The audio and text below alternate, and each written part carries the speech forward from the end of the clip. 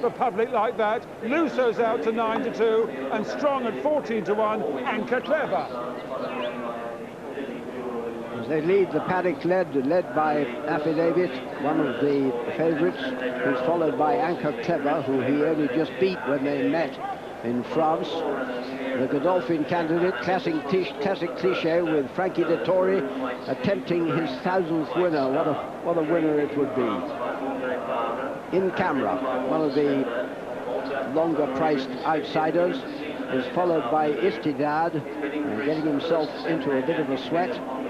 Jelabi Ashkir, Port John's Eye, is looking marvellous in the paddock. Behind him, Henry Cecil's first string, I guess, Calabo, ridden by Pat Henry. Luso, Ray Cochrane, riding Luso for Clive Britton. And behind them, one of the few not owned by the Mactooms, Mind's Music, Henry Cecil's second string, and Willie Ryan. And last of all, the only filly in the field, looking marvellous, Jurel from the Inform stable of Mark Johnson with Jason Weaver.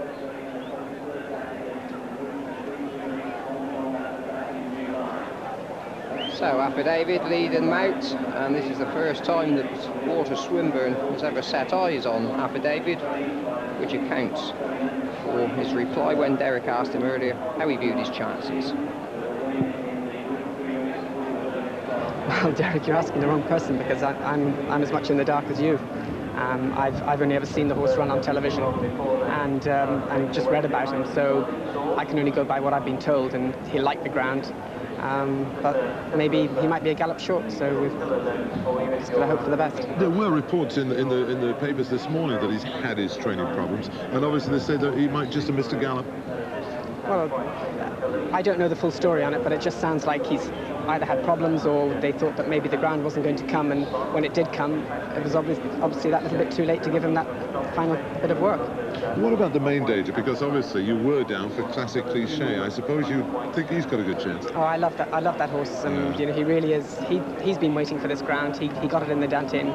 He had it in the French Derby, but he had no luck that day. And since then, I mean, I think you've got to forget them next two runs in the King Edward and the Irish Derby. He's on song now, and he's the one we've all got to be. Do you think he'll stay? Yes, I do.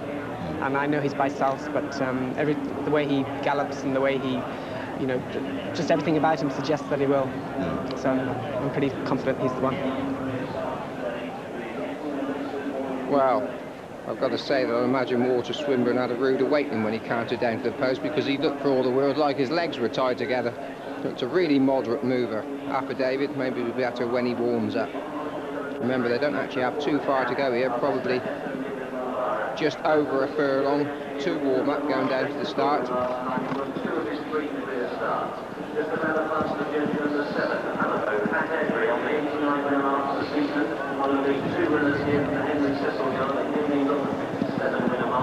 And Henry so far has played 4 set-ledger winners. Calamo has won 2 of his 6 career starts today. He's number 7 on the card, and he did maroon with white sleeves. Both come out the stores eventually. Went in with one anyway, or started with one. Yes, I think you're absolutely right. Young Buster or something like that. Couple of years ago. Let's hope they get him in. Talk to him nicely. Very good. See John Reed just shaking those reins quietly. It would be a bitter blow. Upset. A bitter blow if he did refuse to start, because of course his owners have very bravely paid the 17,000 supplementary entry fee. Go on. Go on. Good boy. Really good job. That owed as much to John Reed as anybody. Well done him. And a wonderful afternoon here. If you don't enjoy your racing, Mac's always saying come racing. Plenty of people taking either his advice or just off their own. Good initiative, perfect conditions, a nice breeze, very warm, tremendous racing, going almost perfect. Whether the going home will be perfect, I don't know. I think there'll be a few queues getting out, but that won't stop people enjoying themselves. Packed in the middle of the course, all the stands full, and a wide open St. Leger, sponsored this year by Per Attempts. Anchor Clever going in. There'll be plenty of talking going on afterwards if Paul Calloway managed to succeed here. Going into stall 3. Affidavit. Luso just going in underneath Ray Cochran. And joint favourites now, Classic Cliche and Affidavit. Wonder how many of those punters saw that horse go down to the start. Wouldn't have filled you with confidence. Luso 5-1, Calabo 11-2. They're going 13-2, the others.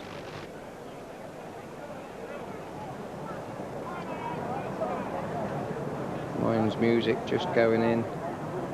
And Jurel, Jason Weaver going into stall 5. They'll be the last to go in.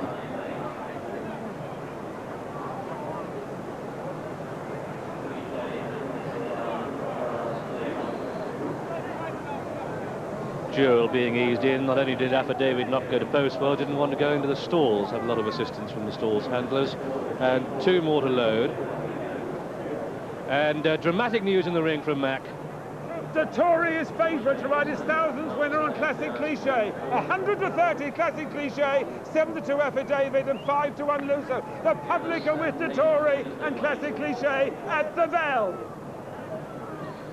And there he goes, giving a kick in the buck. The horse Classic Cliche would be a bit of a cliche in a classic to ride your 1000th winner. He's yet to load, he goes in. 1 more to go now, Istidad. And possible pacemaker here, Istidad. Classic Cliche at 100-30. Clear! Breakaway then for the Pertemps Ledger, and through the first furlong, where is the pace coming from? Jurel runs a bit free and she just has the edge, the horse with the wide face. And in behind them we have Istidad out wide, and then these are followed through by In Camera. Very wide of the pack is Mine's Music, and just off the pace Jalabi Ashkir, through on the inside Anchor Clever.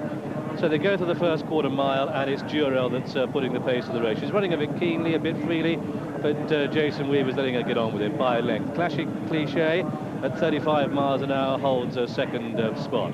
Then in third we have Istidad, followed through by the white cap the rail is Calabar and Panettone. Mine's Music the outside of In Camera and Jalabi Ashkir. Luso the white jacket towards the back. Anchor Clever last of all, and Affidavit, another one of the Sheikh's runners, is nearer last and first. Up front it is Jurel, really striding on now, and she's asserted to stamp her class on the race clear by 3 lengths. To Classic Cliche as they go up and over Rose Hill in second place, Istidad in third. Running the rail 4 is Calabo out wide, Mine's Music, the Cecil pair poised to challenge. Then In Camera, followed by Jalabi Ashkir, Luso behind these. Anchor Clever is the back mark, and Affidavit last but 1. Affidavit in the Sheikh's first colours. He's got 3 sets of distinguishing colours, and as the pace steadies to just under 30, it's Jurel who has it. Jurel, the leader, then head towards the halfway stage in the Pertemps Ledger, and it's Jurel bowling along in front under Jason Weaver. In second place is Classic Cliche, with Frankie Dettori looking for his 1000th winner. Third in the blue striped cap is Willie Carson on Istidad. Mine's Music out wide. White cap the rail is Calabo. Starred cap Affidavit just in behind Jalabi Ashkir. Luso in the red and white striped cap is poised to challenge. In Camera is in mid-division, and Anchor Clever way anchor out the back. They start the turn towards home now, and still it's Jurel who just has the edge. To Istidad, who's moving up swiftly on the outside now, the striped cap, but holding his position is Classic Cliche. Mine's Music behind these, then comes In Camera. Calabo behind that one. Affidavit is pulled wide as they start the turn in. On the home run now, half a mile to go. Still Jurel has the edge, but Classic Cliche goes into the lead, half a mile to go. Classic Cliche, Frankie Dettori searching for his 1000th winner, has the lead in the Pertemps Ledger, and they've got 3 furlongs to go, and Classic Cliche has sprouted wings. He's clear by 2 to Calabo. Then comes Mine's Music on the outside, staying on well, followed by Luso under pressure. The French raider Affidavit's making ground. They've got just over a quarter of a mile to go, and it's Classic Cliche in the lead. Now the horse is in unknown territory as far as stamina is concerned. Mine's Music's in pursuit in second. Back in third is Luso, but they've got just over a furlong to go, and Classic Cliche, Frankie Dettori going for his 1000th winner. It's Classic Cliche, he's read the script, they're clear by 6, Mind's Music in second. Istidad is third. Racing up towards the line. 1,000 in the locker. Classic Cliche. Frankie Dettori the winner. Mind's Music second. Istidad is third. Then came home in camera. A bunch for 4 and 5 between Affidavit with that one, Anchor Clever, then Lusso, who was just... You can either wait and wait and wait, or you can ride him as if he does stay.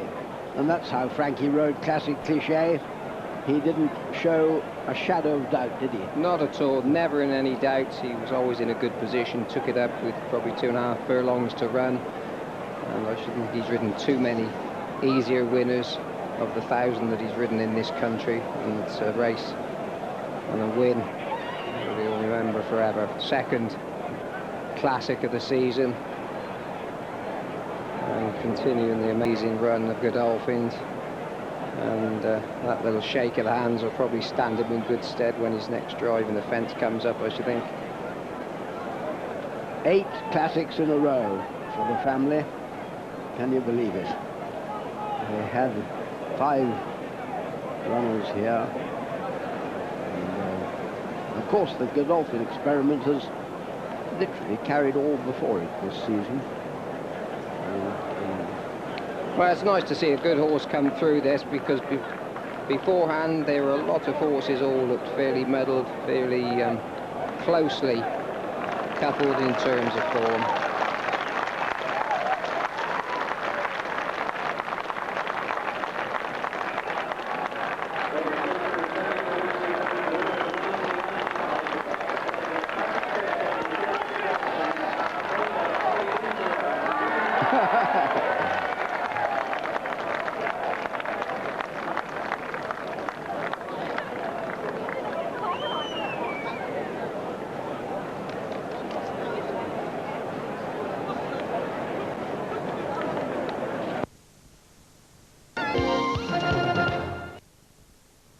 To win my 1,000, a classic too. Unfortunately for John, presenting with a run today because of the ground, and for Walter too, what it was meant to ride his horse today. But I'm sure if the ground was firm, he would have put a good account of himself. But you know, I'd like to thank Wally, because he put a lot of preparation on this horse, and you know, we were just contemplating before the race, then he had a real good chance. And it rolled really sweetly for you all the way. Yes, I mean, it's the first time he had this ground, and I had no doubt about him staying. The first time I actually rode him was at Royal Ascot, when Pentire beat me, and when I got off I said, well, he'd make a real good Ledger horse. And he sure did, and it just galloped him into the ground. And I know people were saying the pedigrees meant that the last bit was uncertain, he wouldn't get home. Is there any feeling here that he might run out of petrol? Well, I'll leave the pedigree down to the expert. I just look at the individual. He's very tall and big, and he's got, you know, it seems to have lots of stamina, seems to appreciate the ground. Sometimes the pedigree is deceiving, most of the time he's right, so, you know, you have to have a pretty open-minded about it, but I wasn't stopping then, and what a great horse. Congratulations, Frankie, and 1,000 winners. What was the first? How long ago was that? It was Lizier in 87. 87. At Goodwood. How different do you feel now from then? It went pretty quick. I hope the next 20 years don't go that quick. I like to enjoy it a little bit more, but it's a great thrill to be here, and great thrill to be associated with some great jockeys. They all helped me around along the way, and it's great to be in there with them. I get a lot of stick from them anyhow. Many more to come. Thank you very much. And Presley at 7-1. Hernando, the 5-2 joint favourite, Cash Asmussen rides. Needle Gun is 20-1 with Brett Doyle. Flagbird, guess what? The Godolphin team. Johnny Murta rides. 8-1 they are. Definite Article is Blinkered, 11-2 Mick Kinane. Kayara 33-1 Pat Shanahan. Pentire, the other 5-2 joint favourite Michael Hills. Valinor 6-1 Gerard Mosse. And just getting loaded there a little bit reluctantly. Pentire. Crucial moment. Let's go and join our colleagues from RTE. Gun should make it. Needle Gun goes very well in front and can quicken again, but Needle Gun's been a frustrating sort until of late. Beat Hushang, battled on very, very tenaciously to beat Hushang by a neck, and they were well clear of the remainder. But this is a Group 1 race, and this is going to take a lot of winning. Here's Valinor and Gerard Mosse going forward into stall number 6. Valinor only ever once defeated, that was by Torrential at Chantilly. Pentar now the outright favourite. Well, isn't that interesting? 9-4 now Pentar, 5-2 Hernando, and it's 6's bar. Here comes our hope. This is Definite Article. Definite Article and Mick Canaan. Fourth in Germany, runner-up at the Curragh. And blinkered for the first time. Ted, have you seen this horse with blinkers on the gallops? You're on the Curragh most mornings. I haven't seen him yet anyway, but I'm reliably informed. He worked respectively with him the other day. So Dermot runs horses and blinkers if he thinks they're going to make him concentrate a little bit more or sharpen him up. I'd say he's a genuine horse. There's no reason for him, but a mile and a quarter he wants to be doing everything just dead right. His last run was some way below his Derby run, and if he's can put that behind him, he has definite chances.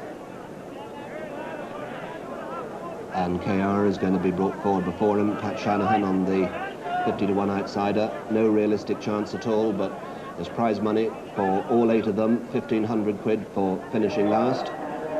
So there's a little cheque coming no furlongs way regardless. And Definite Article, Tony, I think is going to be the last to be loaded. Yes, Pentar, the 9-4 favourite, Hernando 5-2, Definite Article 6-1 with Valanur. They go 8-1 Flagbird and Freedom Cry. All in, ready for the Guinness Champion Stakes, and they're away. And in the early stages, coming out very slowly, Kayara dwelt and completely tailed off as Needle Gun cuts out the running ahead of Valanur. Flagbird next on the inside, a 2-length break to Freedom Cry, followed by Hernando on the rails, and then Definite Article and Pentar. Last of this group, Kayara completely tailed off and not in the race as they come down towards the mile marker, and Needle Gun settled now in front by a length to Valanur, 3/4 of a length away, third Johnny Murta on Flagbird. Then comes Freedom Cry in fourth, followed by Hernando on the inside of Definite Article, a length and a half back to Pentar, and Kayara is 25-30 lengths adrift as they come towards the 7 marker now. And up front, the leader by a length is Needle Gun from Valanur as they race towards the 6 furlong pole, with Flagbird in third, Freedom Cry fourth, Definite Article about half a length in front of Hernando, and Pentar a length back. Last of the group as they start the turn towards the 5 marker. Needle Gun and Brett Doyle by a length to Valanur. Flagbird in third, Freedom Cry tracking them in 4, a length and a half away, Definite Article. Hernando on the inside, Pentar is a length behind him. Kayara completely tailed off, just over half a mile to race in the Guinness Champion Stakes, and Needle Gun, the leader, from Valanur in second. Flagbird close on the inside, the blue colours. Then comes Freedom Cry in fourth, Definite Article is next, then Pentar and Hernando together at the back, running towards the home turn, and it's Needle Gun the leader, from Flagbird gone second, Valanur in the green on the outside, then Freedom Cry, Definite Article, Pentar and Hernando the last pair of the group as they swing for home with 2 furlongs to race, and Flagbird comes to tackle now Needle Gun. Flagbird leads from Needle Gun, they're followed by Freedom Cry, Definite Article the outside with Pentar, Valanur, Hernando's at the tail of the field, racing towards the final furlong now, and it's Flagbird tackled by Freedom Cry on the near side. Pentar putting in a big run inside the final furlong. Freedom Cry has gone to the lead from Pentar, who's flying now on the near side as they race up towards the line. Freedom Cry and Pentar on the stand side. Pentar's up, Pentar's won it. Freedom Cry second, Flagbird third, and an Article 4, Needle Gun 5, and they're a good 8-10 lengths clear of Valanur, and a very disappointing Hernando with Kayara, who walked out of the stalls completely tailed off. So Pentar, those of us who doubted him on the score that he'd had such a busy season, full marks to Pentar, Jeff Ragg. He's got up in the last few strides to beat one of the French challengers, Freedom Cry, in the Guinness Champion Stakes. Pentar, the favourite, Hernando, the big flop of the race. Well, the Pertemps and Leisure was a colossal betting race, and I think largely for 1. Palace Gate Episode for Jack Berry at 6-1. Milliant was also at 6-1 for Ray Guest. At 10-1 then the Richard Hannon train Bunty Boo. Regida 12-1. Pippa Passes at 14s. Turandot at 16-1. And the outsiders on 20-1. Ziggy's Dancer trained by Eric Alston and Park Cottage. All ready for the Arthur Guinness Flying 5, and they're away. And Petty Fantasy is there.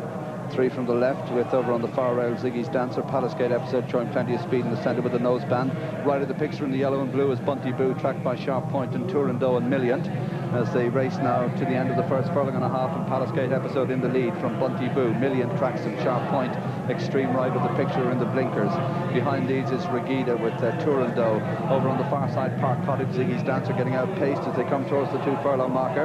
And it's Palace Gate Episode, Bunty Boo on the right of the picture. Regida makes ground in the centre, Million just behind them at Sharp Point and Turandot as they race now towards the final furlong, and it's Bunty Boo, the leader on the near side from Sharp Point, Turandot, Million, and then Palace Gate Episode behind these. Petty Fantasy trying to make ground late, but it's Bunty Boo, the leader, as they race inside the final furlong. Bunty Boo from Million and Turandot and Sharp Point. Petty Fantasy flying with the far side, but Bunty Boo's going to win it at the line. Bunty Boo, Petty Fantasy up for second, close for third between Sharp Point, Million and Turandot immediately behind them, and the gap to Palace Gate Episode followed across the line by Regida and Pippa Passes, and back at the rear of the field together Ziggy's Dancer and Park Cottage. So Bunty Boo has won it for Michael Hills, and Richard Hannon gaining the initiative over a furlong out and holding off all challengers. Petty Fantasy, who veered left out of the stalls and was well off the pace, came with a storming run, but Bunty Boo is home in the Arthur Guinness Flying 5. Yes, a British trained winner, number 4, Bunty. Today we had a surprise favourite in the Japanese-bred filly, a Dance Partner. Recently joined Madame Barb, and, well, amazingly written by Take, the controversial Japanese jockey. She was made favourite. There were 4 British challengers. The best of them in the market, at least, was La Rocha, who was coupled for betting purposes, both being owned by Sheikh Mohammed, with Valley of Gold. So it was 2.3 to 1 Dance Partner, 2.6 to 1 La Rocha and Valley of Gold, 4.1 to 1 the French 1,000 guineas winner Matiara, 4.4 to 1 Muncie in the Wildenstein colours, 6.6 to 1, surprisingly, the Prix de Diane, the French Oaks winner Carling, then another British challenger, Caramba, 12.5 to 1, Privity was 13.7, Fangica, also British, 28.7. The outsider of the lot, also British, Musetta, adds at 72.3 to 1. They're going, as I say, very, very soft. Jim McGrath picks up the story. Dan's Partner going forward now. I think she'll be the last to join them. That's it. They're just about ready. Stand by for start. That's it. They're under orders and away. And away to a pretty good start, too, in the centre. Fangica, one of the first away with Pat Edry. The white face of Matiara tracking towards the rear of the field early and going very fast is Valley of Gold to be out there with a sash. The white face, though, in the first set of Sheikh Mohammed's colours is La Rocha. Out wider on the right is Musetta, who's anxious to lead. This is her familiar role, and after a furlong, it's Musetta on the right who has taken it up. Half a length in front now in the centre, Fangica. On the left there, La Rocha taking up a handy spot, followed by Caramba, inclined to pull a little bit for Michael Roberts early. Then Carling tucked away on the inside. 1 length further back then is Valley of Gold, followed by Matiara. Then out the back is Muncie and company there with Dance Partner, and tailing out to last is Privity, and about 10 lengths covers the field as they go along the back of the course now, and they've got less than 9 furlongs to travel. The leader here, Musetta, 3 past the La Rocha, 2 away then in third position, Fangica. 1 length further back then is Caramba with a white cap on the outside. Michael Roberts still bobbing. 1.5 further back then is on the outside, Valley of Gold at this stage from Carling tucked away. Then Matiara towards the rear, and the centre next is Dance Partner, followed by Muncie, the outside, as they run down now, leaving the back, swinging sharply right-handed, and last of all is Privity. Racing down now, less than 1,000 metres to travel, 5 from home. The leader, Musetta from La Rocha. Then in third placing is Fangica. Caramba, the outside from Carling. Half a length further back then on the outside is Valley of Gold. They're followed next then on the inside of runners by Matiara. Further back in the field, out wide, then is Muncie from Dance Partner, and still tailing out the last is Privity as they run down now towards the entrance to the home straight, and they've got just under half a mile to travel. Musetta shows the way. A length in front now of La Rocha, striding up on the outside. 1 length further back then in third is Fangica from Carling. Then Caramba to the outside. Still in the centre, battling away as Valley of Gold as heads are turned for home. The sprinters on now as they dash up the home straight. They've got just over 2 furlongs to travel. Musetta being tackled by La Rocha on the outside. Carling the far side. Then follows Fangica battling away. Matiara getting up on the fence, followed next by Valley of Gold. Inside the final furlong and a half, Carling on the far side races into the lead now from La Rocha, followed by Matiara out after the leader now. They've got 100 metres left to go. Carling in front from La Rocha. Matiara, then Valley of Gold down the outside from Muncie, but Carling's going to win the Vermeil. Carling goes on to win it in good style, flashing home out wide. Valley of Gold to make it interesting with La Rocha. Just in behind them was Muncie Matiara, followed by Dance Partner. Further back, Privity from behind them, Fanjika, a gap to Karamba and Musetta, one of the last to finish. There was a steward's inquiry into possible interference between the placed horses. Madiara looked a little bit squeezed on the rails, but the placings remained unaltered, and it was Valley of Gold who held on to second place from La Rocha in third. So the 1, 2, 3, Carling, the winner, paying £7.60 for a win. British interest, last year's winner of the Oaks and Irish Derby, but a big disappointment on her reappearance at Royal Ascot. Could she come back to form today?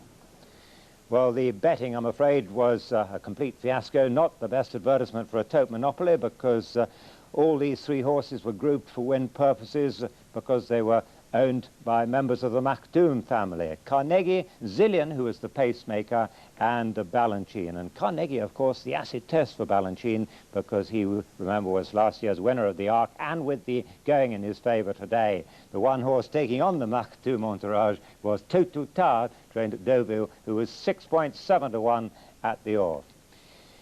Now, there was a false start, but luckily none of the horses went too far, and they were eventually restalled after 2 or 3 minutes, and off they went. Commentator again, Jim McGrath. Very closely looking at these races, the trials, that's it, they're ready. Away they go. And Balanchine with a big white face on the right of picture, one of the first away. In the centre, two, Zillion going very fast, and Totu Tar just dropping in behind in the yellow jacket, and Carnegie at the rear of the field as they go through the first 150 metres.